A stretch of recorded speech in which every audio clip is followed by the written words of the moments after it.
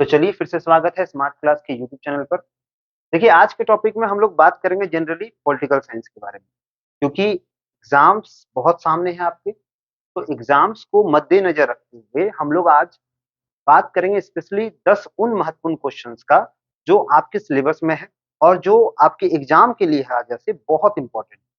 देखिए इस तरह के क्वेश्चन जो होंगे, जो आज आपको मैं करवाने वाला हूँ, ये सभी एग्जाम स्पेशल के आधार पर लाया गया।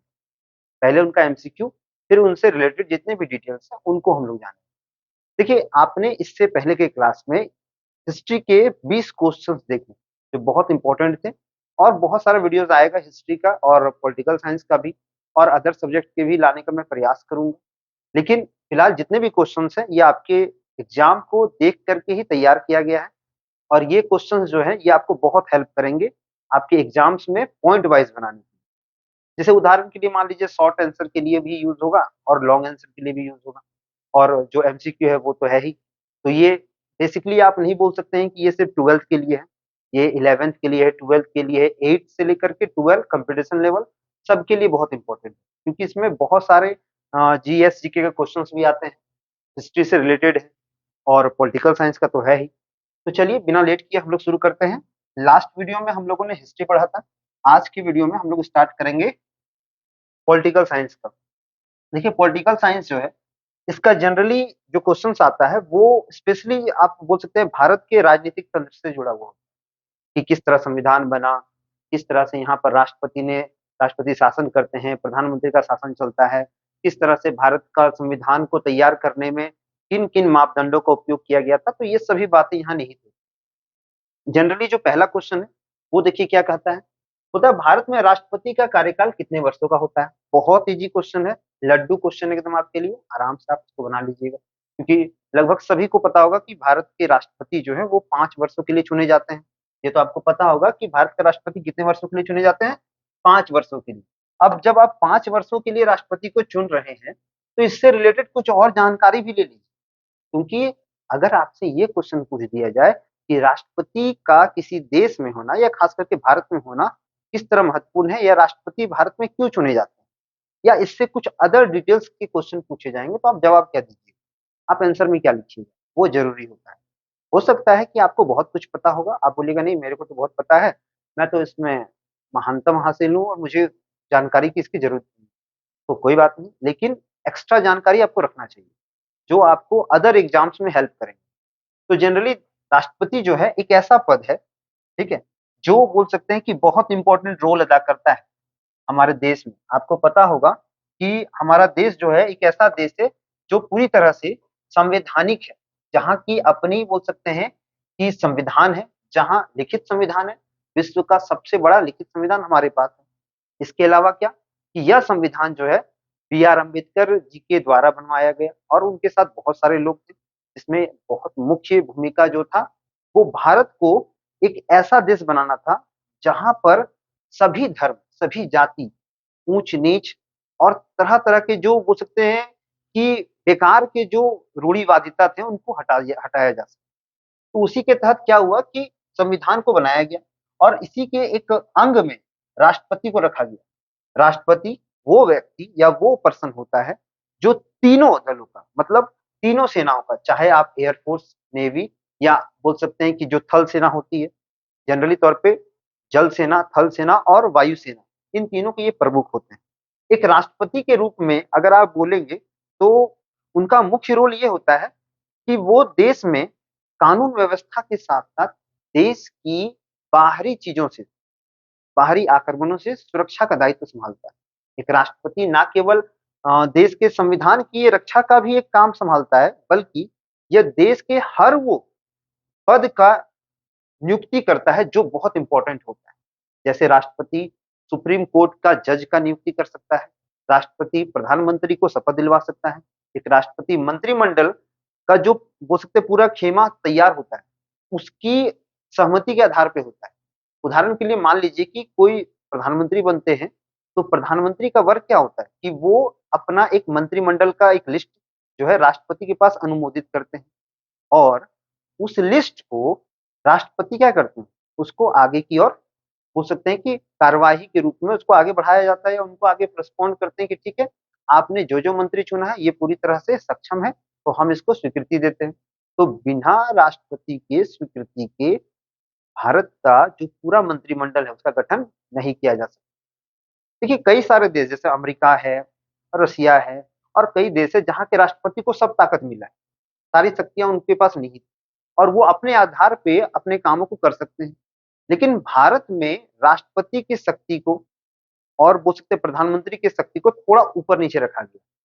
भारत में जहाँ प्रधानमंत्री ज्यादा शक्तिशाली है, राष्ट्रपति बस बोल सकते हैं कि एक बस जैसे होता है ना कि नाम मात्र का इस तरह का कोई एक पद बनाया गया है। ऐसा नहीं है कि राष्ट्रपति के पास ताकत नहीं है, शक्ति नहीं है, उनके पास भी शक्तियां हैं, लेकिन उन शक्तियों को जनता के लिए, जनता के कारण या जनता के लिए रखा गया, ताकि कल दिन भारत में लोकतंत्र की जगह कोई बोल सकते हैं कि जैसे होता है ना कि आप यहाँ पर कि पाकिस्तान में देखे थे कि वहां पर क्या हुआ था कि अचानक तख्ता पलट हो गया। तो इन चीजों को मद्देनजर रखते हुए राष्ट्रपति की शक्तियों को कुछ कम किया गया और प्रधानमंत्री की शक्तियों को, जिसको लोग चुनते हैं, जिसको भारत की जनता चुनती है, उनकी शक्तियों को थोड़ा महत्वपूर्ण रखा गया। अब देखिए इसके कुछ महत्वपूर्ण क्या क्या बोल सकते हैं पॉइंट्स वो देख लेते हैं। सबसे पहले राष्ट्रपति की पद की अवधि। एक राष्ट्रपति का जो पद का अवधि है वो 5 वर्ष का होता है। इस 5 वर्ष में राष्ट्रपति जो है अपना कार्यकाल तब से पूरा करता है जब से वो इसकी शपथ लेते हैं। ठीक है। दूसरा चीज कि ये राष्ट्रपति जो होते हैं ये 2 बार भी अपने प्रधान क्षेत्र में आ सकते हैं, मतलब ये 2 बार भी राष्ट्रपति बन सकते हैं। ठीक है। इनका जो क्राइटेरिया है ये जरूरी नहीं है कि ये एक बार बन गए तो दोबारा नहीं बनेंगे, ये 2 बार भी बन सकते हैं और जब तक जीवित है तब तक बन सकते हैं, लेकिन सिस्टमेटिक रूप से कि इनको बहुमत कैसे मिलता है। अब अगर चुनाव का बात आएगा कि जो 3 नंबर में चुनाव प्रक्रिया, तो राष्ट्रपति का चुनाव कौन करता है ये भी जानना जरूरी है। तो एक राष्ट्रपति का चुनाव करने के लिए, ठीक है, एक राष्ट्रपति का चुनाव बहुत गुप्त तरीके से होता है, जिसमें लोकसभा, राज्यसभा और राज्य के विधानसभाओं का बहुत योगदान रहता है। ठीक है। अब इसमें लोकसभा, राज्यसभा के जो सांसद होते हैं वो भाग लेते हैं, विधानसभा के जो सदस्य होते हैं वो भाग लेते हैं और इस वोटिंग को गुप्त रखा जाता है। गुप्त रखने का कारण ये होता है कि इससे क्या होता है कि कोई भी तरह का बोल सकते हैं कि भारत के पूरे जनता पर एक प्रभाव नहीं पड़े। नहीं तो होता है क्या है कि मान लीजिए आप प्रधानमंत्री को तो वोट देके चुन रहे हैं, आप देते हैं, वोट देते हैं, हम देते हैं और मान लीजिए जो 18 साल से भारत के ऊपर के नागरिक है, जो भारत के नागरिक हैं, वो सब देते हैं। ठीक है। लेकिन गुप्त इसलिए इनको रखा जाता है इनके वोटिंग्स को, ताकि देश को एक जो भी सांसद है वो पार्लियामेंट क्यों जाएगा। अगर मान लीजिए हमारे देश के जो सांसद हैं, जहां पर भी सांसद है, जितने सांसद हैं हमारे देश, ठीक है, ऐसे तो 543 है लोकसभा में, तो मान लीजिए कि 543 जो सांसद हैं, इन 543 को क्यों नियुक्त किया गया है सिस्टमेटिक रूप से कि ये हमारी आवाज है, पूरे पार्लियामेंट में हमारी क्या है, आवाज बन के जाते हैं। और ये हमारी आवाज इसलिए बनते हैं क्योंकि जो भी हमारी आवश्यकता है, जो भी हमारी देश में या हमारे क्षेत्र में कमी है, ये उनको ही करते हैं। तो ये रिप्रेजेंट करते हैं, जो 543 सांसद हैं, ये रिप्रेजेंट करते हैं हमारे बहुमत। तो राष्ट्रपति का जब चुनाव होता है तो इसके चुनाव को क्या किया जाता है, गुप्त रूप से रखा जाता है। दूसरा चीज योग्यता। अब योग्यता, राष्ट्रपति को चुनने का योग्यता क्या होगा, क्या राष्ट्रपति पढ़ा लिखा होना चाहिए, क्या राष्ट्रपति कोई भी बन सकता है, ऐसा नहीं। अगर एक देश का, खास करके हमारे देश का, अगर भारत का किसी को राष्ट्रपति बनना है तो सबसे इंपॉर्टेंट है कि वो भारत का नागरिक होना चाहिए, क्योंकि अगर भारत का आप नागरिक नहीं है तो आपको राष्ट्रपति का दर्जा नहीं दिया जा सकता या राष्ट्रपति का पद के लिए आप सक्षम नहीं है। दूसरा कि जो राष्ट्रपति होगा उस पर किसी भी प्रकार का, कोई भी प्रकार का केस वेस और जो भी तरह का बोल सकते हैं कोई आरोप नहीं होना चाहिए। तीसरा, वह कोई भी तरह का लाभ पद के रूप में नियुक्त नहीं हो, मतलब कोई भी तरह का जॉब उनको नहीं मिला हो या कोई भी तरह का जॉब पर वो नहीं है। चौथा, वो लोकसभा का अध्यक्ष बनने लायक हो। पांचवा, वो दिवालियापन वाला व्यक्ति नहीं हो, मतलब कि सब लूट गया है, कर्ज में डूबा हुआ है, ऐसा कुछ नहीं होना चाहिए। उसके अलावा क्या कि राष्ट्रपति जो होंगे वो पूरी तरह से मेंटली रूप से ट्रेंड होंगे, यानी कि उनको हर चीज समझना है। ठीक है। ऐसा नहीं कि कल दिन कोई 30-40 साल का आदमी को उठा दिए और उसको हम राष्ट्रपति बना दिए, अब उसका मेंटली रूप से वो था तो कभी वो बम फोड़ दिया पाकिस्तान में, कभी बम से उड़ा दिया बांग्लादेश को। ऐसा नहीं होना चाहिए। राष्ट्रपति हर चीज को सोच समझ करके शांतिपूर्वक रूप से उसको सॉल्व करता है। एक राष्ट्रपति बनने के लिए न्यूनतम आयु जो है वो 35 वर्ष रखा गया। ठीक है। 35 वर्ष में आप एक राष्ट्रपति के लायक या जो भारत का नागरिक है वो राष्ट्रपति का पद के लिए बोल सकते हैं दारोमदार रख सकता है या नियुक्ति कर सकता है, या वो अपने बोल सकते हैं राष्ट्रपति पद के जो बोल सकते हैं चुनाव में भाग ले सकता है। इसके अलावा क्या कि राष्ट्रपति की जो पूरी बायोग्राफी होगी वो पूरी तरह से अच्छी होनी चाहिए। मान लीजिए राष्ट्रपति ऐसा हो, मान लीजिए कि कोई व्यक्ति था जो जिसके ऊपर कभी पास्ट में केस चलता था, तो वो राष्ट्रपति नहीं बन सकता, क्योंकि आप देश के 3 सेनाओं के प्रमुख बनने वाले हैं। और आप चूंकि देश के 3 सेनाओं के प्रमुख हैं, तो ये कर्तव्य है आपका कि आप पूरी तरह से आपका जो डिसिप्लिन हो, आपका जो पास्ट हो, वो साफ-सुथरा होना चाहिए। अगला देखिए क्या होता है, चुनाव प्रक्रिया तो हम लोग जान गए कि राष्ट्रपति का चुनाव किस तरह होता है। अगला है शक्तियाँ और कार्य। राष्ट्रपति का शक्ति क्या होता है? देखिए राष्ट्रपति का शक्ति ये होता है कि जनरली ये तो हम अभी आपको बता रहे हैं कि राष्ट्रपति जो है तीनों सेनाओं के प्रमुख होते हैं। बल्कि प्रमुख तो होते ही हैं, साथ ही साथ ये किसी भी क्षेत्र में, देश के किसी भी भाग में या पूरे देश में आपातकाल लगाने के लिए सक्षम होते हैं, ठीक है? तो देश में आपातकाल ये लगा सकते हैं, इतना इनका पावर होता है। इसके बाद मान लीजिए कि लोकसभा और राज्यसभा में कोई कानून पास होता है। अब उस कानून में राष्ट्रपति को ऐसा लगता है कि नहीं, इसमें थोड़ा-सा कुछ बदलाव होना चाहिए या एक मौका देके इसमें एक लास्ट चेंजेस कर देना चाहिए। तो पूर्वालोकन के लिए मान लीजिए लोकसभा और राज्यसभा में कोई बिल पास हो। अब बिल पास हुआ तो राष्ट्रपति के पास तो अंतिम हस्ताक्षर के लिए वो बिल आएगा। तो जब वो बिल आएगा, उस समय राष्ट्रपति उस बिल को देखकर वापस कर सकता है बस पूर्वालोकन के लिए, कि ठीक है आप एक बार अच्छा से देख लो, सब समझ में आ जाएगा, फिर हम इसमें साइन कर देंगे। मतलब कोई भी बिल को राष्ट्रपति जो है 14 दिन तक अपने पास रख सकते हैं या पूर्वालोकन के लिए भेज सकते हैं, और दोबारा जब वो आएगा तो उसमें वो हस्ताक्षर कर सकते हैं, लेकिन मना नहीं कर सकते। क्योंकि फुल बहुमत से जब भी कोई बिल आता है, तो वो बिल एक्ट बनने के लिए आता है, और जब एक्ट बनने के लिए बिल आएगा, तो राष्ट्रपति उसको पूर्वालोकन के लिए भेज सकते हैं, लेकिन उस बिल में हस्ताक्षर करने से मना नहीं कर सकते। इसके अलावा राष्ट्रपति के पास क्या शक्ति है? इसके अलावा राष्ट्रपति के पास एक बहुत महत्वपूर्ण शक्ति है कि ये किसी को मृत्युदंड या किसी भी प्रकार के ऐसे दंड से माफ़ी दे सकते हैं, जो कि अगला जो बोल सकते हैं जिस पर ये आरोप है, जिसको उच्चतम न्यायालय ने सज़ा सुना दिया है, उसकी सज़ाओं में कमी कर सकते हैं। तो ये भी शक्ति राष्ट्रपति की है। आपने बहुत जगह सुना होगा कि राष्ट्रपति ने किसी का मृत्युदंड को माफ़ करवा दिया, किसी का सजाए मौत मिला था, उसको माफ़ करवाया गया है। तो राष्ट्रपति के पास क्षमा याचिका दायर करके हो सकता है कि अगर राष्ट्रपति को समझ में आए तो वो सुप्रीम कोर्ट से बाकायदा इससे सलाह लेंगे, ठीक है? सीजेआई से, चीफ जस्टिस ऑफ इंडिया से सलाह लेंगे कि क्या इस चीज़ में हमें कुछ करना चाहिए? क्या इनको माफ़ी देना चाहिए? अगर सलाह उनको समझ में आएगा, और अगर मान लीजिए कि वो सलाह ले सकते, करना ना करना ये राष्ट्रपति के ऊपर है। तो इस तरह से बहुत सारी महत्वपूर्ण शक्तियाँ जो है, एक राष्ट्रपति को दी जाती है। इसके अलावा राष्ट्रपति जो होते हैं वो प्रधानमंत्री के जैसे ही हर जगह जाते हैं, उनके साथ एक पूरा उनका कॉन्वॉय जाता है, उनके साथ बोल सकते हैं कि उनका एक अपना दायरा होता है, और ये भी विदेश यात्रा कर सकते हैं, ये भी कई तरह के बोल सकते हैं कि गतिविधियों में, विश्व की गतिविधियों में भाग ले सकते हैं। तो हमारे राष्ट्रपति को इस तरह बहुत सारे बोल सकते हैं कि शक्तियाँ प्राप्त हैं, और उनको संवैधानिक रूप से, स्पेशली संविधान के आधार पे हम बहुत ही मान-सम्मान करते हैं, क्योंकि राष्ट्रपति भारत का प्रथम नागरिक होता है। अब देखिए, अगर हम लोग अगला क्वेश्चन में जाते हैं, अगला क्वेश्चन क्या कहता है हमें वो देखते हैं। देखिए, अगला क्वेश्चन है, निम्नलिखित में से कौन संविधान का संरक्षक कहलाता है? अब संविधान का संरक्षक के लिए शक्तिमान को तो नहीं बुला सकते आप। संविधान का संरक्षण करने के लिए हम लोग जनरली किसको अपना आधार मानेंगे? ये संविधान क्या है? संविधान एक ऐसी किताब है जिससे हमारा पूरा देश चल रहा है। अगर संविधान नहीं हो, तो यहाँ पर सब कुछ वही हो जाएगा जो एक समय राजाओं के समय में था, ठीक है? तो जब भारत का संविधान बना, तो संविधान को बनाने के बाद इसकी रक्षा की बात आई कि आपने तो संविधान बना दिया, अब इस संविधान को रक्षा कैसे करेंगे? क्योंकि हो सके कोई व्यक्ति आएगा, वो शासन में बैठेगा, वो कुछ बदलाव कर दे, ठीक है? हो सकता है कि कोई मौलिक अधिकारों में कोई छेड़छाड़ कर दे, हो सकता है कि कोई ऐसे कानून में बदलाव करे जो उसके फायदे के लिए हो। तो इसी को देखते हुए भारत सरकार ने या इंडिया में, हमारे देश में संविधान की रक्षा के लिए सर्वोच्च न्यायालय को, किसको? सर्वोच्च न्यायालय को, ठीक है? सर्वोच्च न्यायालय को इसका संरक्षक माना गया। बोला गया कि भारत के संविधान का संरक्षक कौन करेगा? तो वो करेगा सर्वोच्च न्यायालय। कौन करेगा? सर्वोच्च न्यायालय। अब देखिए सर्वोच्च न्यायालय जो है ना, ये बहुत इंपॉर्टेंट रोल अदा करता है। क्यों अदा करता है? क्योंकि ये किसी के अधीन नहीं है, ये पूरी तरह से स्वतंत्र है।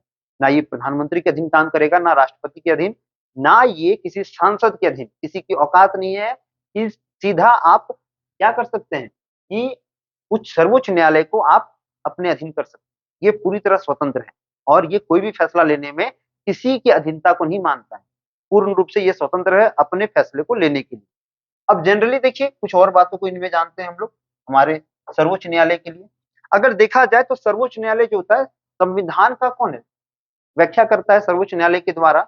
संविधान में जो जो बातें हैं उनको बहुत इंपॉर्टेंट रूप से लागू करने का दायित्व किसका होता है, सर्वोच्च न्यायालय का होता है। मान लीजिए कि आपके मौलिक अधिकार के साथ कोई छेड़छाड़ करता है, आपका मौलिक अधिकार है, आपको सभी के साथ मतलब कि जिस तरह अन्य लोगों को जो अधिकार है वो आपको भी अधिकार है क्योंकि आप भारतीय हैं। तो अगर आप भारतीय हैं और आपके मौलिक अधिकार के साथ कोई भी छेड़छाड़ हुआ या किसी में भी कुछ रुकावट लाया गया, जैसे कि आपके धर्म के नाम पे, जाति के नाम पे, भाषा के नाम पे, नस्ल के नाम पे, इस तरह की कोई भी तरह की आपको परेशानी होती है, तो यहाँ पर सर्वोच्च न्यायालय आपको ये शक्ति देता है या संविधान आपको ये शक्ति देता है कि इस चीज की शिकायत आप सीधा सर्वोच्च न्यायालय से कर सकते हैं।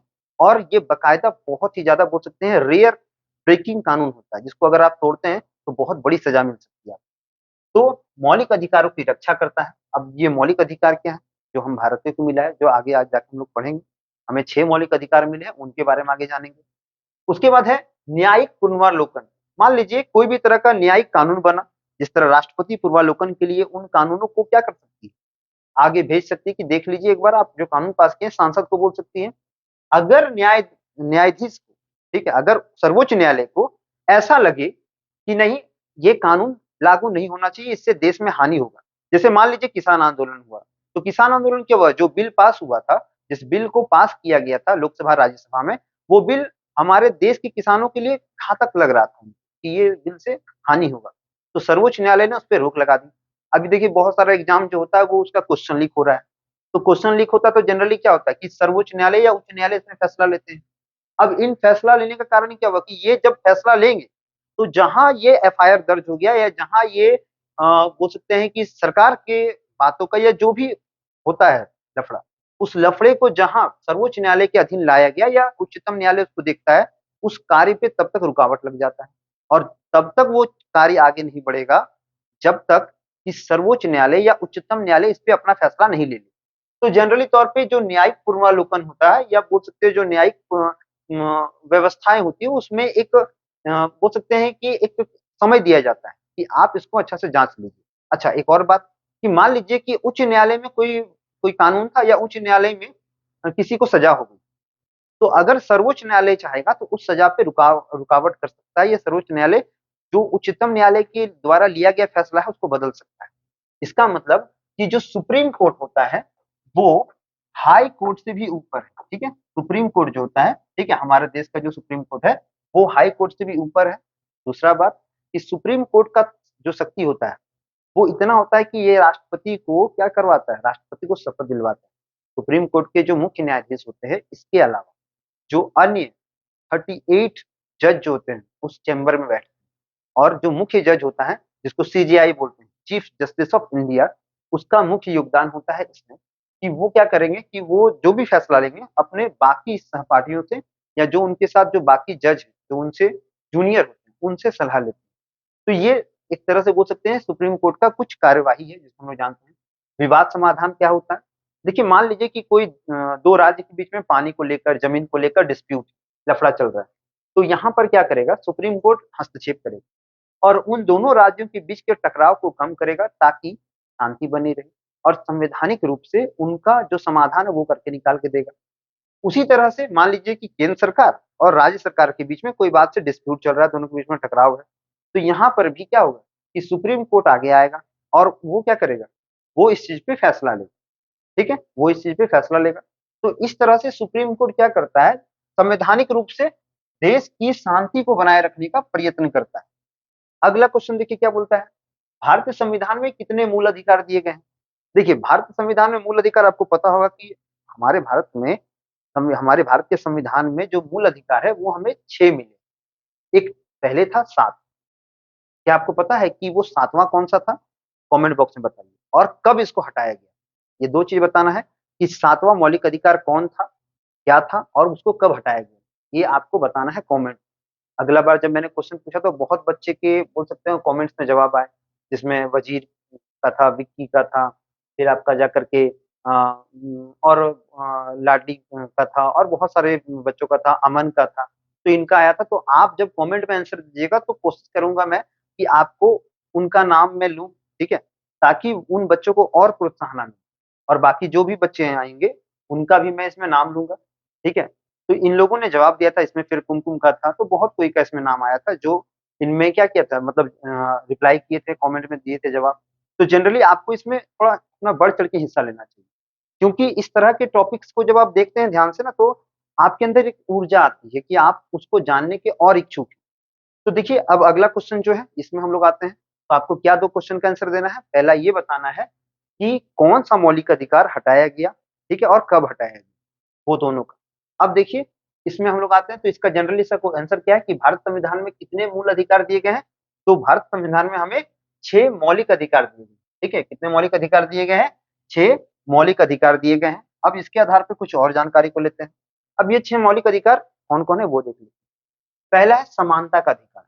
अब देखिए समानता का अधिकार जो है ये एक ऐसा अधिकार है जो जनरली तौर पर भारत के सभी नागरिकों को एक समान अधिकार दिलाता है। अगर आप बोलेंगे कि अब समानता मतलब मान लीजिए कि आप ऊँची जाति का हैं, हम नीची जाति का हैं। मान लीजिए कि आप गोरे हैं, हम काले हैं। मान लीजिए कि आप शिक्षित हैं, हम अशिक्षित हैं।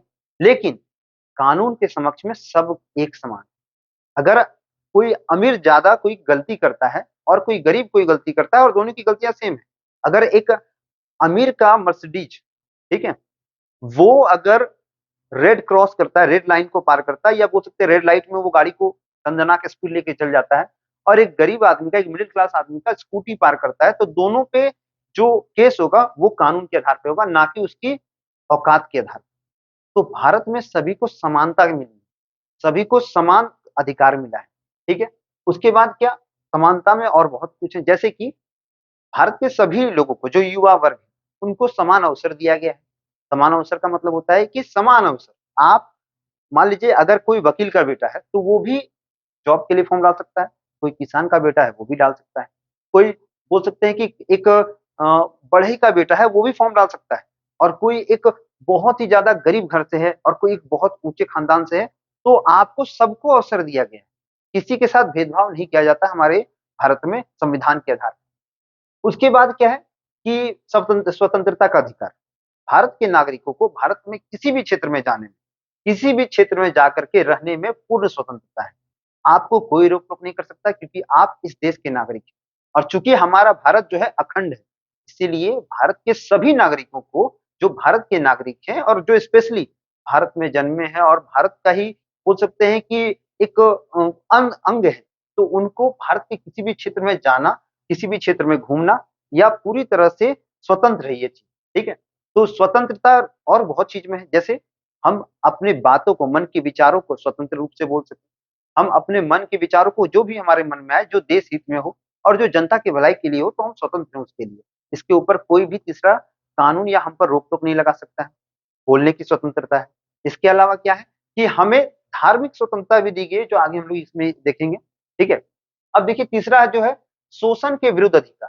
शोषण के विरुद्ध अधिकार का मतलब कि मान लीजिए कोई भी व्यक्ति किसी बच्चे को शोषण नहीं कर सकता है, किसी महिला के साथ शोषण नहीं कर सकता है, उसका कोई अधिकार नहीं बनता है, ठीक है? तो कोई भी व्यक्ति किसी बच्चे, किसी महिला या किसी भी ऐसे कमज़ोर व्यक्ति के ऊपर शोषण नहीं कर सकता है, बलपूर्वक उससे कोई काम नहीं करवा सकता है। तो ये सब शोषण के विरुद्ध, ठीक है, अधिकार दिए गए हैं हमारे मौलिक अधिकार में। अगला है धर्म की स्वतंत्रता का अधिकार। अगर आप भारत के नागरिक हैं, आपकी उम्र 18 साल से ज़्यादा है, तो आप किसी भी धर्म को अपना सकते हैं या मान सकते हैं।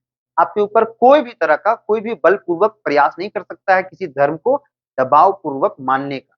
मान लीजिए कि अगर कोई व्यक्ति 18 साल से ज़्यादा है और वो दिमागी रूप से बहुत अच्छा है, तो अगर उसको पसंद है कि नहीं हम इस धर्म से नहीं दूसरे धर्म को फ़ॉलो करना चाहते हैं, कि नहीं हम हिंदू नहीं हम बौद्ध धर्म को अपनाना चाहते हैं, नहीं हम हिंदू नहीं हम क्रिश्चियन धर्म को अपनाना चाहते हैं।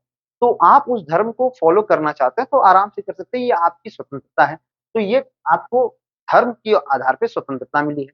धर्म का प्रचार करने के लिए स्वतंत्रता है, ठीक है? आप धर्म का प्रचार कर सकते हैं, धर्म के ऊपर कोई टैक्स नहीं लग सकता है। आपके धर्म के प्रचार के ऊपर कोई टैक्स नहीं लग सकता है, क्योंकि आप देखेंगे कि जब मुगल साम्राज्य चल रहा था तो जजिया कर लिया जाता था, धर्म यात्रा के लिए, तीर्थ स्थानों के लिए लिया जाता था।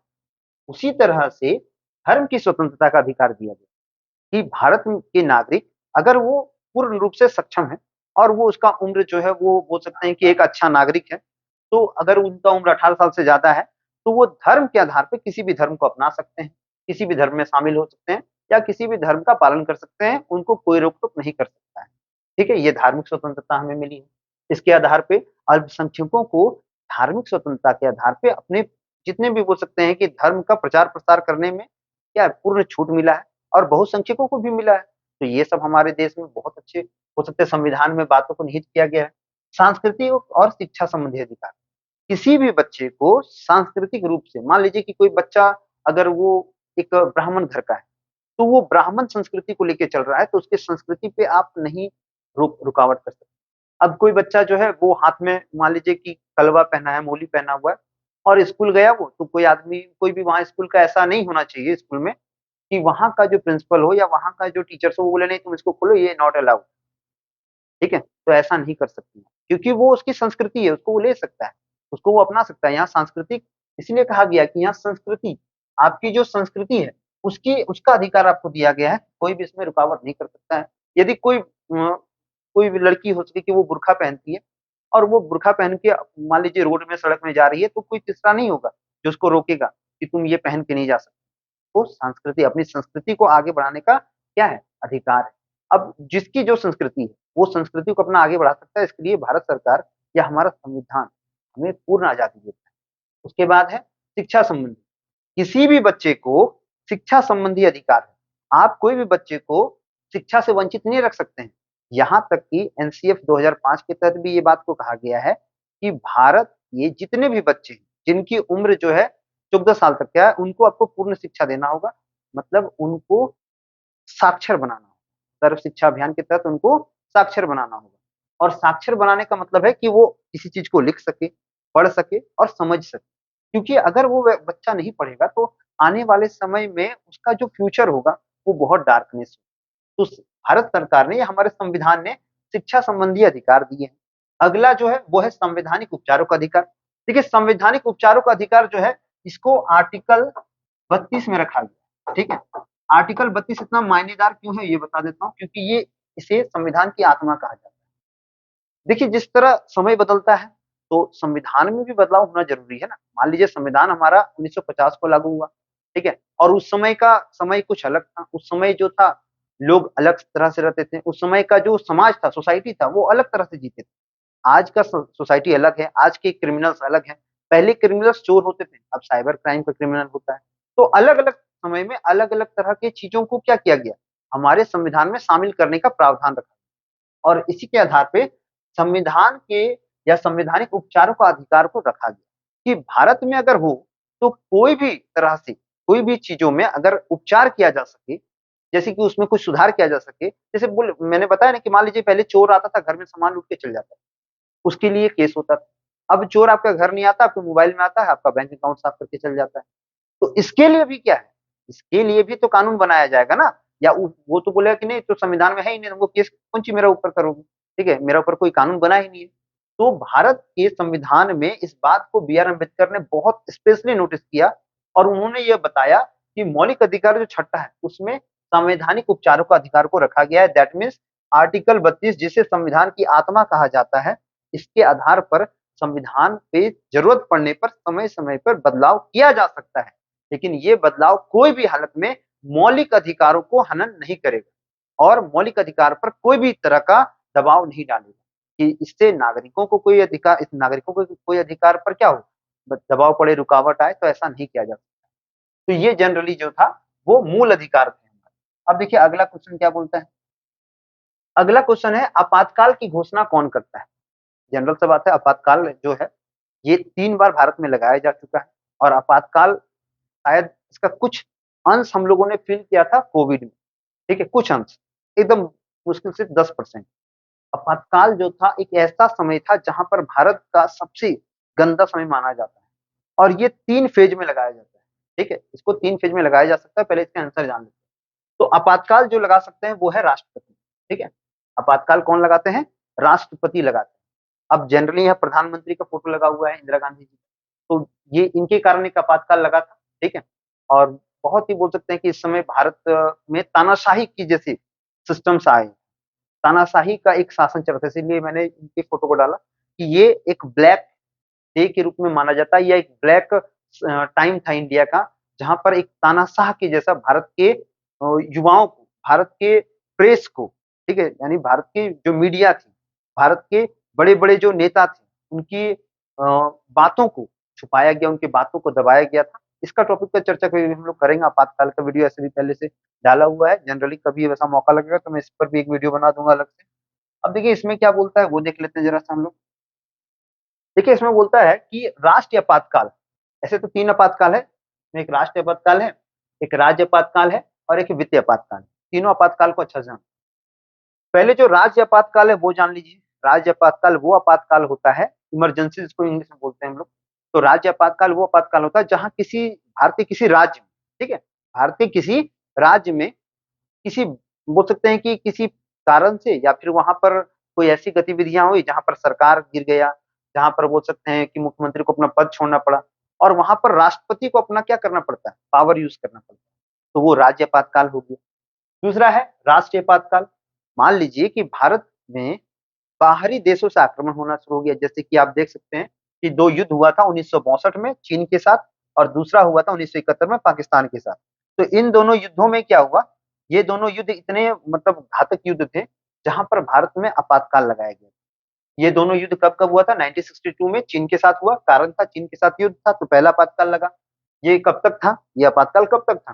तो 26 अक्टूबर 1962 से 10 जनवरी 1968 तक, डेट याद रखिएगा। 26 अक्टूबर, ठीक है, 26 अक्टूबर 1962 से 10 जनवरी 1968 तक, ठीक है, मतलब 6 साल तक का लगभग समय था, तब लगा था, तब तक लगा हुआ था पहला आपातकाल 1962 में, 1962 में। दूसरा 1971 में है, पाकिस्तान के साथ युद्ध हुआ, पाकिस्तान के साथ युद्ध हुआ, कारण था भारत पाकिस्तान का युद्ध। अवधि था इसका, क्या समय था, 3 दिसंबर 1971 से 21 मार्च 1977 तक, एक दूसरा आपातकाल लगा। तीसरा लगा 1975 में, आंतरिक अशांति हुई, देश के अंदर ही क्या हुए कि राजनेता जो थे वो कांग्रेस को हटाने के लिए या इंदिरा गांधी की सरकार से नाखुश थे, तो इंदिरा गांधी की सरकार को बर्खास्त करवाना चाहते थे। तो जनसैलाब जो था पूरा, बोल सकते हैं विरोधी दल जो थे या विपक्षी दल जो थे वो पूरा एग्रेसिव हो गए। तो इंदिरा गांधी ने एक बहुत बड़ा दाव खेला, उन्होंने अपना त्याग पत्र दिया और पूरी तरह से राष्ट्रपति को ये बात कहा कि आप आपातकाल इमरजेंसी लगा दो, नहीं तो देश में जो होगा अशांति फैलेगी। तो उसी के तहत यहाँ पर क्या हुआ कि आंतरिक अशांति और प्रधानमंत्री इंदिरा गांधी के नेतृत्व में राजनीतिक संकट को, राजनीतिक संकट को याद रखिए, राजनीतिक संकट के आधार पे क्या किया गया, अगला आपातकाल लगाया गया, तीसरा आपातकाल 1975 में। कब लगाया गया था? 1975 में, ठीक है, कब लगाया गया? 1975 में।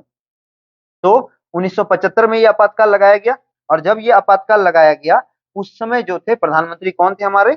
इंदिरा गांधी जी थी, जिनको आयरन लेडी भी बोलते हैं। इसका अवधि क्या था? 25 जून 1975 से 21 मार्च 1977 तक। क्या डेट था? 25 जून 1975 से 25 जून 1975। 5 यहाँ भी है, 5 यहाँ भी है, याद रखिएगा। 25 जून 1975 से लेकर के 21 मार्च 1977 तक ये आपातकाल लगा था।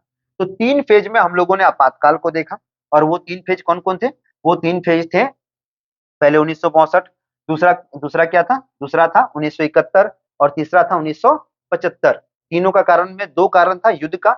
ये 2 कारण किसके लिए यूज किए गए हैं? युद्ध के लिए, ठीक है।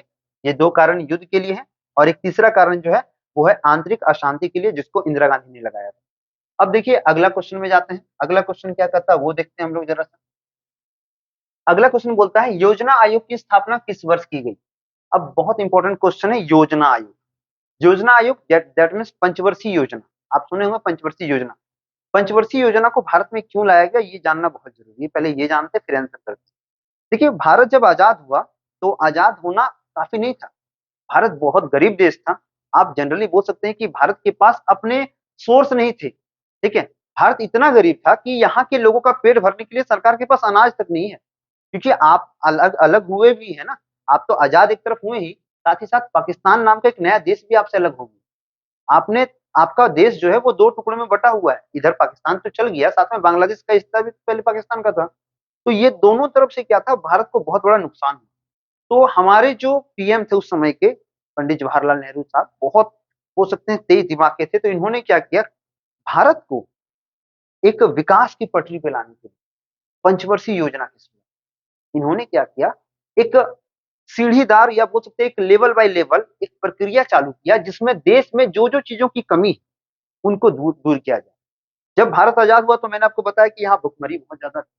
तो सबसे पहले हरित क्रांति, उद्योग से रिलेटेड क्रांति, और जगह जगह पर डैम बनाना, अच्छे सड़कें बनाना, अच्छे अस्पताल बनाना, जिसको आज हम लोग एम्स बोलते हैं। ये सब बहुत सारी चीजें जो थी ना, सरकार ने क्या किया, इन चीजों पर बहुत काम किया। सरकार ने ये समझा कि पहले देश के नागरिकों की सुविधा बढ़ानी है, पहले हमारा देश आगे बढ़े, देश के लोग जो है उनका भला हो। श्वेत क्रांति, दूध की कमी थी, तो बहुत तरह का क्रांति चलाया गया। और इन क्रांति के द्वारा देश को एक ऐसी व्यवस्था के तहत लाया गया, एक ऐसे विकास की पटरी पर लाया गया जहां देश आज खड़ा है। अगर ये क्रांति नहीं होती तो शायद ही देश आज इन जगहों पर नहीं होता। आप ये सोच सकते हैं कि एक देश ऐसा जिसको अंग्रेजों ने जस की तस हाल में छोड़ के चल गए वो, ठीक है, माउंटबेटन ने तो यही किया था ना, दो टुकड़ा किया, एक लाइन खींचा, भारत का दो बंटवारा हो गया और वो अपना चल बसे भाई।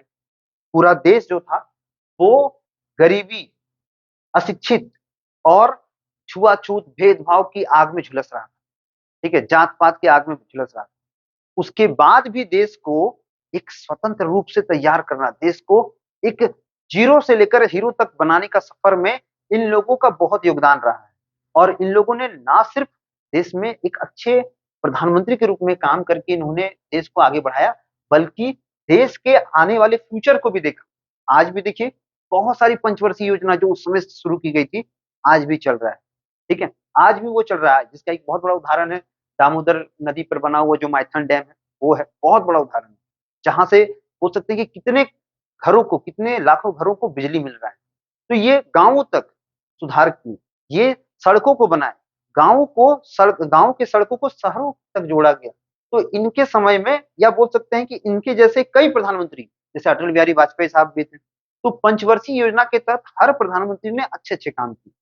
जब 1962 में युद्ध हुआ था चीन के साथ, उस समय कुछ प्रभावित हुआ था, ठीक है, उतना नहीं, हल्का प्रभाव पड़ा था, लेकिन फिर इसको दोबारा ठीक किया गया। अब इसके बारे में जनरली क्या क्वेश्चन है वो देख लेते हैं। क्वेश्चन बोलता है योजना आयोग की स्थापना किस वर्ष की गई? तो योजना आयोग की स्थापना कब हुआ था? 1950 में। कब हुआ था? 1950 में हुआ, ठीक है। योजना आयोग का स्थापना कब हुआ था? 1950 में हुआ। अब आपके लिए क्वेश्चन, क्वेश्चन ये है कि अभी तक भारत में कितने योजना आयोग लाए गए और कितना योजना आयोग चला है?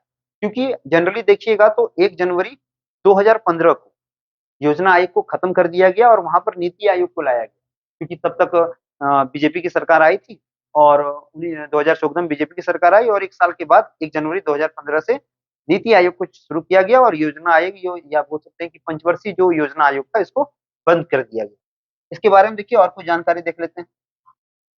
बोलता है योजना आयोग की स्थापना 15 मार्च 1950 को भारत सरकार द्वारा किया गया। देखिए पूरा डेट क्या है, 15 मार्च 1950, 15 मार्च 1950 को भारत सरकार द्वारा किया गया, ठीक है। और ना सिर्फ किया गया बल्कि क्या हुआ कि इसके द्वारा भारत के लोगों को रोजगार भी मिला। इसके द्वारा भारत की जो बहुत बहुत बोल सकते हैं महत्वाकांक्षी जो योजनाएं थी उनको शुरू किया गया। जैसे कि मान लीजिए कि बड़े बड़े हाईवे को बनाना था, डैम्स को बनाना था, पुलों को बनाना था, रेलवे को और ज्यादा फैलाना था, तो ये सब काम किए गए। अस्पताल जो थे भारत में बहुत कम थे, उसको बढ़ाया गया। लोगों के लिए पोषक आहार की संख्या कम थी, इसको सुधारा गया। बच्चों को पर्याप्त मात्रा में दूध नहीं मिल पाता था, इसमें भी सुधार किया गया। खेती से सही रूप से अनाज नहीं प्राप्त किया जाता था, इसमें भी सुधार किया गया। ये सभी काम हुए। तो ये कब शुरू हुआ? 15 मार्च 1950 में। देश की आर्थिक विकास के लिए, ठीक है, यहाँ क्या बोल रहा है कि जो देश का आर्थिक विकास के लिए पंचवर्षीय योजना का निर्माण हुआ। देश का आर्थिक विकास के लिए पंचवर्षीय योजना का निर्माण हुआ। विभिन्न क्षेत्रों में संसाधनों का कुशल उपयोग सुनिश्चित करना। हर क्षेत्र में, भारत के जितने भी क्षेत्र थे, सभी क्षेत्र में संसाधनों का कुशल उपयोग सुनिश्चित करना। अब कहीं कोयला मिल रहा है, जैसे झरिया में कोयला मिलता है, जमशेदपुर में लोहा मिलता है, तो उसका सही उपयोग क्या है कि उसको व्यापार में लाया जाए, उससे भारत में भी सुधार हो जाए, भारत के आर्थिक स्थिति में भी सुधार होगा और विदेशों को सामान जाएगा तो विदेशी देशों से मित्रता भी बढ़ेगी। साथ ही साथ क्या होगा, साथ ही साथ ये होगा कि भारत में भी जहां पर बोल सकते हैं जो मैन्युफैक्चरिंग कंट्री इंडस्ट्रीज है उनको भी बल मिलेगा। ये सब हुआ। इसके बाद देश में आर्थिक और सामाजिक समानता स्थापित करना। ठीक है, आर्थिक मतलब कि देश में लोगों को रोजगार देना। जब रोजगार होगा तो उनकी आर्थिक स्थिति सुधरेगी, उनको पैसे मिलेंगे, और जब पैसे मिलेंगे तो ऑटोमेटिक क्या होगा कि वो अपने बच्चों को पढ़ाएंगे, वो अपना आर्थिक स्थिति सुधारेंगे, अच्छे घर, अच्छे कपड़े, अच्छे खान पान में रहेंगे। तो इससे क्या होगा, देश में लोगों की आर्थिक स्थिति सुधर जाएगी। इसके बाद क्या था, विकास योजना के कार्यान्वयन और उनके प्रभाव की निगरानी करना। जो भी विकास काम होगा सरकार उस पर पैनी नजर रखेगी कि 5 वर्षों में मैंने किया क्या, क्योंकि 5 वर्ष बाद अगर सरकार अच्छा काम नहीं करेगी 5 वर्ष के अंदर तो कोई दूसरा सरकार आएगा।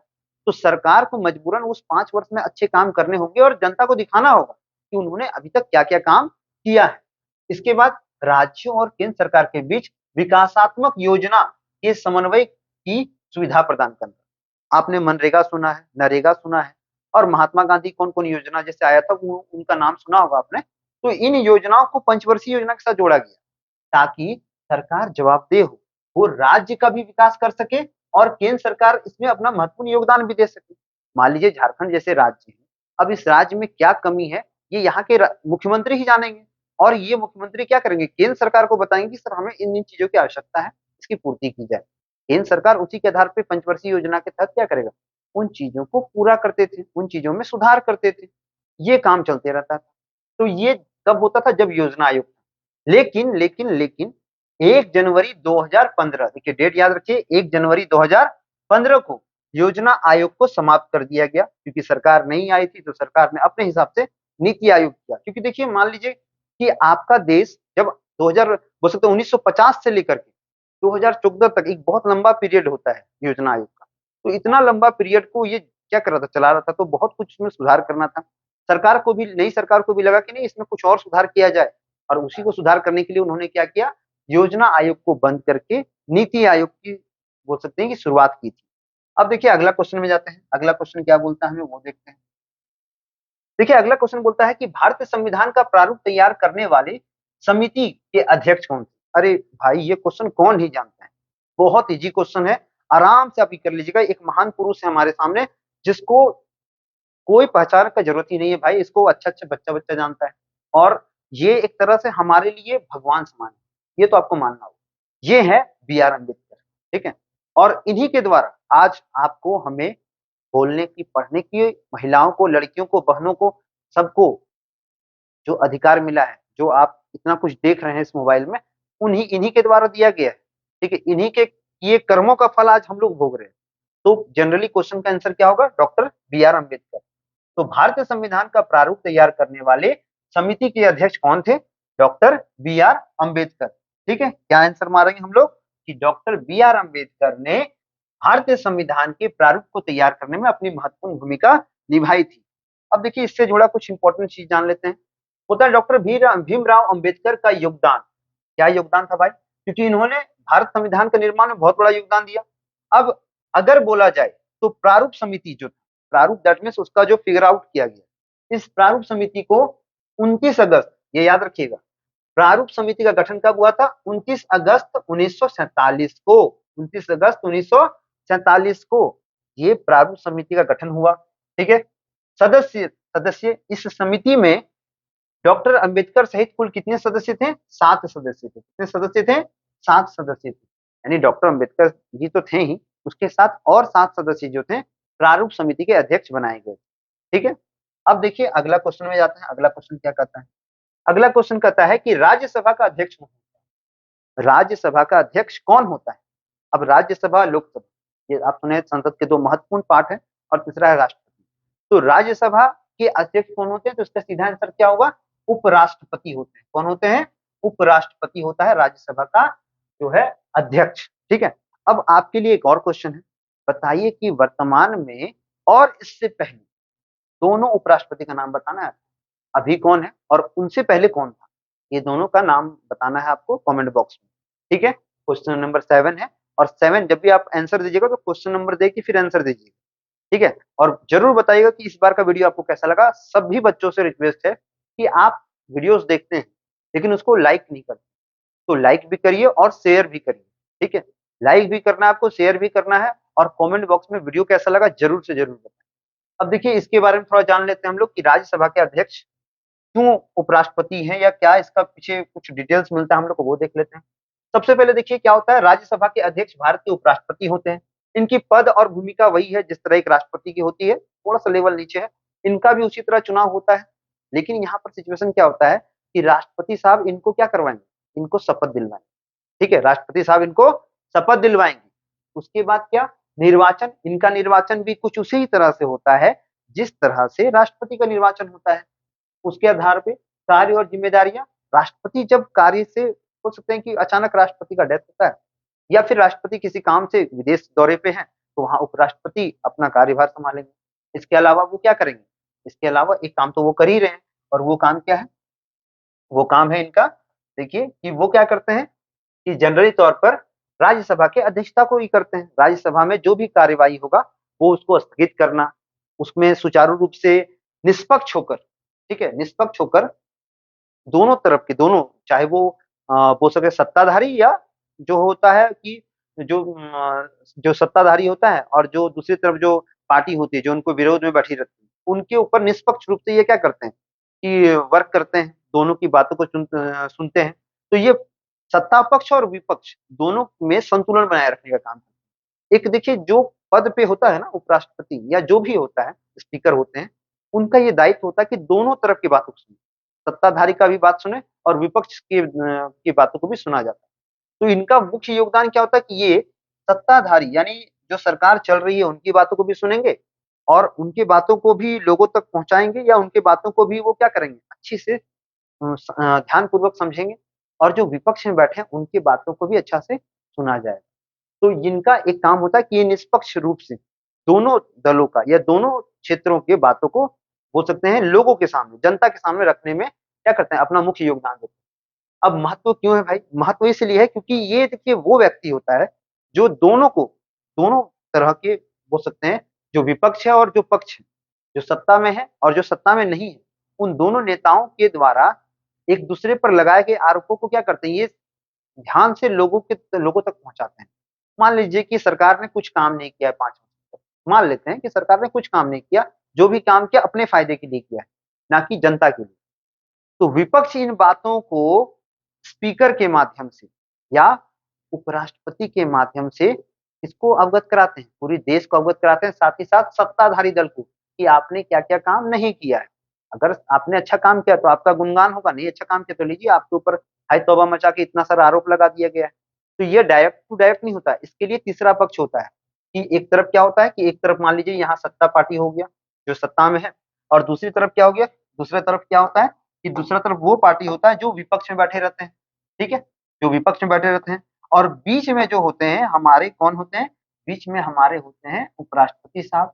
ये अपनी बातों को इनको बोलेंगे और इन बातों को सुनना इनका काम होता है, और ये इनके द्वारा फिर इधर से जवाब भी लेते हैं कि आप इसके बारे में क्या जवाब देते हैं। मान लीजिए इन लोगों ने कोई क्वेश्चन पूछा तो इनको इनका क्या करना, आंसर देना होगा कि आपको हम ये आंसर दे रहे हैं। फिर ये यहाँ से ऐसा नहीं कि ये इनको सुनाई नहीं देता है, सब आमने सामने ही रहते हैं, लेकिन जो भी बात होगा मान्यवर को देख के होगा। मतलब यहाँ पर राष्ट्रपति साहब जो होंगे वो क्या करेंगे, इसका पूरा तरह से बोल सकते हैं, या उपराष्ट्रपति साहब, सॉरी, उपराष्ट्रपति साहब क्या करेंगे, इसके देखरेख में दोनों सदनों की यानी दोनों दलों के बीच में बातें होंगी, जो विपक्ष होगा उनके और जो पक्षदार होगा उनका, उनकी बातों को बोल सकते हैं देश के सामने, या बोल सकते हैं कि सदन में रखा जाएगा। ये जनरली होता है।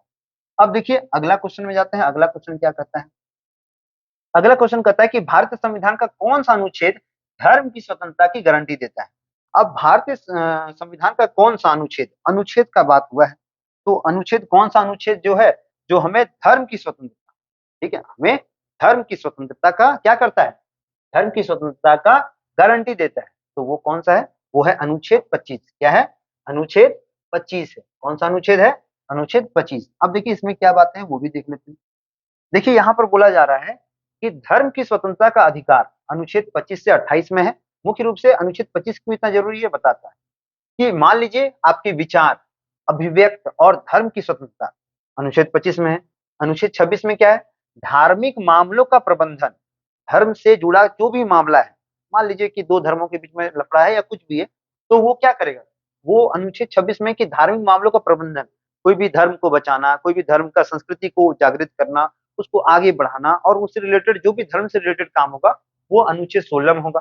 25 में याद रखिएगा, 25 में क्या मैंने बताया, 25 में मैंने आपको ये बताया कि कोई भी धर्म से रिलेटेड जो भी काम होगा, विचार करना, अभिव्यक्त करना उस विचार को, लोगों को बताना कि मेरे मन में ये विचार आ रहा है। वो जैसे मान लीजिए कोई बौद्ध धर्म के अनुयायी है, वो अपने मन के विचार को 10 लोगों को बता रहे हैं, तो अपना विचार को रखना। उसके बाद धर्म की स्वतंत्रता कि आप अपने धर्म का प्रचार प्रसार करिए, कोई भी रोक टोक नहीं कर सकता है। तो ये अनुच्छेद 25 में है। अनुच्छेद 26 में धर्म का प्रबंधन करना, धर्म के मामलों का। अनुच्छेद 27 में क्या है, धर्म के लिए कर भुगतान पर रोक, आपसे कोई भी धर्म के लिए टैक्स नहीं ले सकता। ठीक है, ऐसा नहीं कि हम हिंदू हैं तो मेरे से कोई टैक्स लेगा कि भाई तुम हिंदू हो, अब तुमको इसके लिए इतना पैसा देना होगा। जैसे देखते हैं ना कि रोड में कई बार आप कहीं जा रहे हैं, तो क्या होता है कि पूजा वूजा के समय में कुछ लोग होते हैं वो रास्ते में रुक जाते हैं और आपसे क्या करते हैं, रसीद कटवाते हैं कि चलो 50 रुपया दो, 100 रुपया दो दान के रूप में। वो जबरन आपसे पैसे नहीं ले सकता है, क्योंकि ये अनुच्छेद 27 का उल्लंघन माना जाएगा। इसमें क्या लिखा हुआ है कि धर्म के लिए कर भुगतान पर रोक है। आप किसी भी धर्म में है, आप सरकार को इसके लिए टैक्स नहीं भर सकते। ठीक है, सरकार इसके लिए टैक्स नहीं ले सकता आपसे। यह अनुच्छेद किसमें, अनुच्छेद 27 में। अनुच्छेद 28 में क्या है, धार्मिक शिक्षा का प्रावधान। देखिए, भारत में सिर्फ आप ऐसा बोल सकते हैं कि अल्पसंख्यकों को यह अधिकार दिया गया, जैसे मदरसा खोला गया मुसलमानों के लिए ताकि वो धार्मिक शिक्षा का प्रसार कर सके, उनकी संस्कृति आगे बढ़ाई जा सके। हिंदू धर्म बहुसंख्यक है तो इनको इतना जरूरत नहीं पड़ता है। अरे हमारे रग रग में जो है अपना धर्म के बारे में बातें निहित है, बचपन से देखते आए हैं, हर चीज को हर जगह पूजा होता है, ये चीज होती है वो चीज होती है। तो जो हमारे चारों ओर घटित होती है उनको हम क्या करते हैं, उनको हम ऑब्जर्व करते हैं। तो हमें पता है कि अगर बजरंगबली का मंदिर है तो हमें प्रणाम करना है, हमें गायत्री मंत्र पता होना चाहिए और जो भी चीजें हैं, जो इंपॉर्टेंट चीजें होते हैं। उसी तरह अल्पसंख्यकों को भी ये अधिकार दिया गया है क्योंकि उनकी संख्या कम है। तो सरकार ने या हमारे संविधान ने, मेनली हमारे संविधान ने ये अधिकार उनको दिया कि आप अपने धर्म का क्या करें, संस्कृति को आगे बढ़ाएं, अपने आने वाली जो पीढ़ियां हैं उनको तैयार करें, उनको अपने धर्म के बारे में बताएं, ताकि वो यहाँ के संस्कृति के साथ मिले, लेकिन अपने संस्कृति जो अपना संस्कृति है उसको भी आगे लेके चले। देखिए, जिस जगह पे हम रहेंगे उसी जगह को ऑब्जर्व करेंगे ना। अगर हम अमेरिका में रहेंगे तो अमेरिकी खान पान को, अमेरिकी समाज को हम लोग फॉलो करेंगे, लेकिन अपना संस्कृति को भी तो लेके चलना है। आज आप हिंदी बोलते हैं तो उसमें उर्दू भी होता है, उसमें इंग्लिश भी होता है, उसमें कुछ अंश तक बोल सकते हैं अन्य भाषाएं भी होती हैं, लेकिन अपना संस्कृति जो होता है उसको भी तो साथ में लेना है। वो हमारा क्या है, इतिहास है, उसका होना जरूरी है। तो भारत संविधान में धार्मिक शिक्षा का प्रावधान रखा गया कि जैसे मुस्लिम्स हैं, क्रिश्चियंस हैं, सिख हैं, इनके लिए अच्छी शिक्षा, इनके धर्म की शिक्षा, ठीक है, जैसे गुरुमुखी हुआ, फिर कुरान शरीफ हुआ, इन चीजों की शिक्षा उन उन कास्ट के बच्चों को देना बहुत जरूरी है। तो धार्मिक शिक्षा का प्रावधान किया गया। ठीक है, ये कि भारतीय संविधान में संविधान संशोधन प्रक्रिया किस अनुच्छेद के अंतर्गत वर्णित है। अब संविधान संशोधन प्रक्रिया क्यों लाया गया ये भी जानना जरूरी है। देखिए, भारत जो है उस समय का भारत अलग था, अभी का भारत अलग है। अगर बोला जाए तो उस समय भारत में लोगों का जो रहन-सहन था, जो सोसाइटी, हमारा जो समाज था वो अलग टाइप का था। अभी का सोसाइटी, अभी का समाज जो है वो अलग टाइप का चल रहा है। तो जनरली सा सब कुछ बदलाव होते गया। जिस तरह बदलाव हुआ उस तरह कानूनों में भी बदलाव हुआ। आज मान लीजिए आप बैठे हुए हैं, घर में हैं, आप जहाँ भी बैठे हुए हैं, आपने जो पहना है वो पहनावा अलग है और अभी का पहनावा जो देखा जाए ये बहुत अलग पहनावा है ना उस समय के पहनावे से। उस समय लोग क्या करते थे, उस समय लोग जनरली धोती पहनना पसंद करते थे, खलता पैजामा पहनना पसंद करते थे और उसी तरह से अपना दिनोचर्या चलाते थे। आज देखिए, आज बदलाव हुआ है सब चीज़ों में। आज लोग क्या कर रहे हैं, आज लोग जीन्स पैंट ये सब पहनते हैं, टी-शर्ट पहनते हैं। तो आपने समय के साथ बदलाव किया ना अपना, आपने खान-पान में बदलाव किया, आपने रहन-सहन में, रहने के तौर-तरीकों में बदलाव किया। तो संविधान में भी क्या किया गया, कुछ लचीलापन लाया। हमारे संविधान जो है वो लचीला भी है और कठोर भी है। जनरली तौर पे अगर ज़रूरत पड़े तो संविधान के कुछ चीज़ों में बदलाव किया जा सकता है। अब ये बदलाव जो होंगे ना, ये ऐसे बदलाव होंगे जो हमारे मौलिक अधिकार को क्या करेगा, सीधा बोल सकते हैं मौलिक अधिकारों पर दबाव नहीं डाल सकता है। ये हमारे मौलिक अधिकारों पर ठेस नहीं पहुँचा सकता है। तो जनरली तौर पे क्वेश्चन क्या था कि भारतीय संविधान में संविधान संशोधन प्रक्रिया किस अनुच्छेद के अंतर्गत वर्णित है? देखिए, ये हमारा संविधान है। इसी के आधार पे हमारा देश तब से लेकर जब से आजाद हुआ, यानी 1950 से लेकर के 47 में तो आजाद हुआ था, 1950 से लेकर के अब तक यही संविधान है, यही संविधान की किताब है जो हमें क्या कर रही है, हमारे देश को पालन पोषित कर रही है, हमारे देश को आगे बढ़ा रही है। तो जो इसका आंसर है वो आंसर हम जान लेते हैं। तो ये है अनुच्छेद 368। ठीक है, ठीक है, अनुच्छेद 368।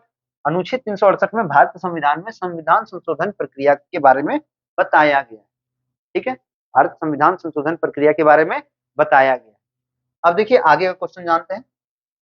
अच्छा, उससे पहले इसका कुछ इंपॉर्टेंट चीजों को जान लेते हैं, वो बहुत इंपॉर्टेंट है। होता है संविधान संशोधन प्रक्रिया। अब बोलता है भारतीय संविधान की संशोधन प्रक्रिया को लचीलापन और कठोरता दोनों, ठीक है, देखिए यहाँ पर क्या बात लिखा हुआ है, लचीलापन है, फ्लेक्सिबिलिटी है, और कठोरता, ये दोनों है, दोनों का मिश्रण माना जाता है, दोनों मिक्सअप है। मतलब हमारा संविधान समय के साथ बदल भी सकता है, कुछ सुधार किया जा सकता है, लेकिन मौलिक अधिकार के साथ कोई छेड़छाड़ नहीं होगा। ठीक है, उसके बाद कठोरता, तो मौलिक अधिकार में कठोरता है ना, उसको तो आप नहीं बदल सकते हैं। ठीक है, आप किसी की स्वतंत्रता पे पाबंदी नहीं लगा सकते हैं, लेकिन अगर कोई कानून ऐसा है जिसमें कुछ सुधार करने का जरूरत है तो वहां सुधार कर सकते हैं। ठीक है, उसके बाद क्या है, अनुच्छेद 368 के तहत संविधान को संशोधित करने के लिए 3 प्रकार की प्रक्रिया निर्धारित की गई है। कितने प्रकार की प्रक्रिया? 3 प्रकार की। पहला है साधारण बहुमत से संशोधन, साधारण सांसद का बहुमत मिलेगा, क्या होगा, ये हो सकता है पारित कर दिया जाएगा कोई भी संशोधन। दूसरा, विशेष बहुमत से संशोधन, विशेष बहुमत के द्वारा, मान लीजिए इसमें राष्ट्रपति का भी कुछ हस्तक्षेप रहेगा तो हो जाएगा। तीसरा है विशेष बहुमत और राज्य विधानसभाओं की स्वीकृति, मतलब राज्य की विधानसभा भी इसमें भाग लेगी। ठीक है, इसमें राज्य का विधानसभा का भी होना जरूरी है। केंद्र तो रहेगा ही, विशेष बहुमत मिलेगा ही, लेकिन राज्य की विधानसभा, अब जैसे को उदाहरण बताता हूं मैं, बिहार में शराबबंदी किया गया, एक बिल पास किया गया जिसमें बिहार में शराब बैन है।